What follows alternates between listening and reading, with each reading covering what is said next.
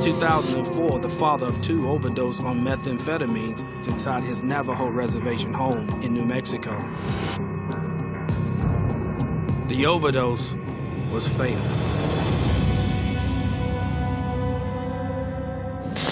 The last thing I remember is this worried look on my wife's face. And after that, I took a journey through hell. You actually went to hell? Yes, all the things that I've seen is words cannot explain, Sam.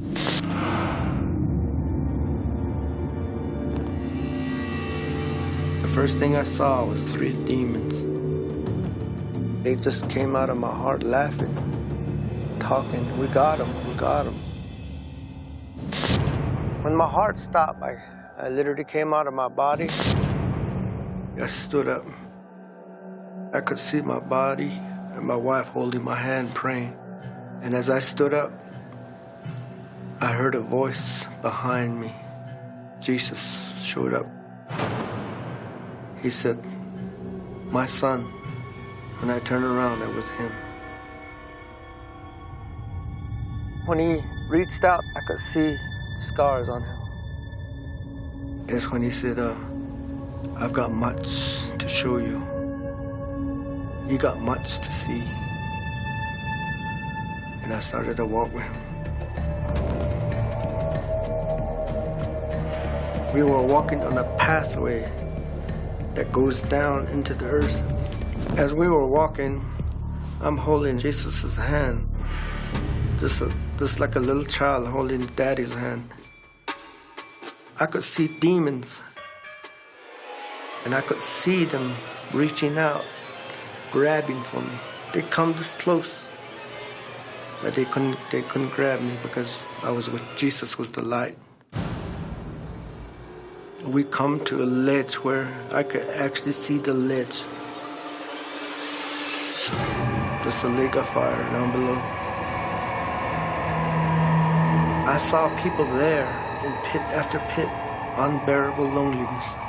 There's no hope. When I was walking with Jesus, we come up to this certain pit. It was empty. And my mind is thinking, wow, empty pit.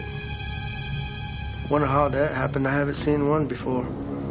But there was one there that was empty. And Jesus knew what I was thinking. No, please, I don't want to go to hell.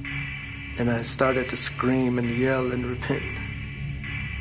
Before I could ask the question, he told me, "This is the pit Satan himself has dug for you."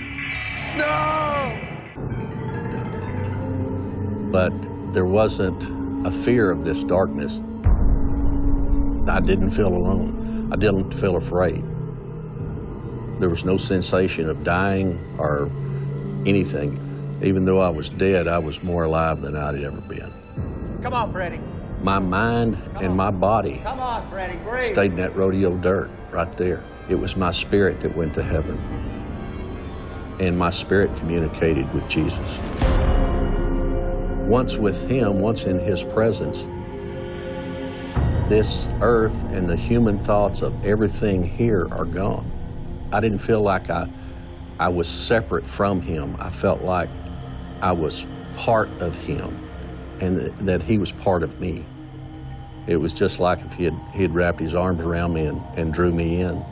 He was holding me just like a mother holds a baby. It was just total acceptance. It's the most loving feeling that I've ever had. Jesus and I communicated without saying a word. You know, people talk about telepathy. It was much more than that. I felt and knew exactly what he wanted me to know, and he knew exactly what I wanted him to know. I felt the presence of others there, but I didn't see any. I didn't converse with anyone else there. My total time there was just Jesus and I. I had no thought or memory of my family that was here, which, if I was going to think of anything, I'd be thinking of my kids and my wife. But there was no thought of that. It was only joy and happiness. So here you were in the afterlife, But it's not this 5-sense reality we have here on earth. When you die, your spirit goes to heaven, not your body. You don't have a mouth to speak with or ears to hear or eyes to see. It's your spirit that's there. So you never really got to see anything in heaven. I got to see one thing in heaven, and it was amazing.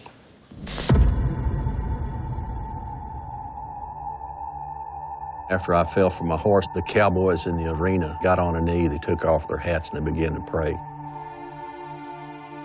The cowboys and their wives and their children, all these folks were praying. At that point, God allowed me to see the prayers that were coming up for me. It started out with one single bolt of light. It was like a lightning bolt, like in a thunderstorm. It started from down below and it came all the way up into God's presence. And then there was 2 and 3 or 5, there was 10, there was 100, and then there was 1,000. And once there were that many, they exploded into the brightest light you could ever imagine. And that's when God sent me back.